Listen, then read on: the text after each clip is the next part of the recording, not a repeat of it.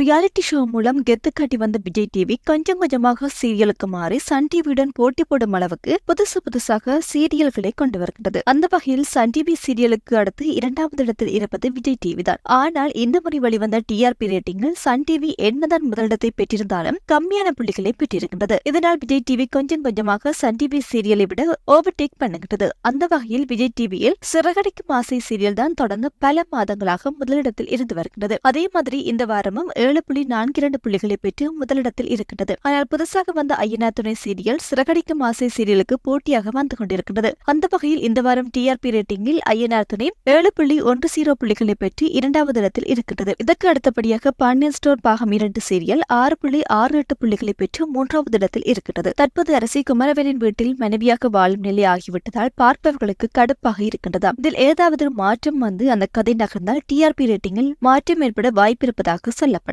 அடுத்ததாக மக்களின் ஃபேவரட் சீரியலாக இருக்கும் மகாநதி சீரியல் இந்த வாரம் 6.18 புள்ளிகளை பெற்று 4வது இடத்தில் இருக்கின்றது. அடுத்ததாக சின்னமர்மல் சீரியல் 5.3 புள்ளிகளை பெற்று 5வது இடத்தில் இருக்கின்றது. தற்போது கொஞ்சம் கொஞ்சமாக டிஆர்பி ரேட்டிங்கில் அதிக புள்ளிகளை பெற்று விஜய் டிவி சீரியல்கள் முன்னேறிக் கொண்டு வருகிறது.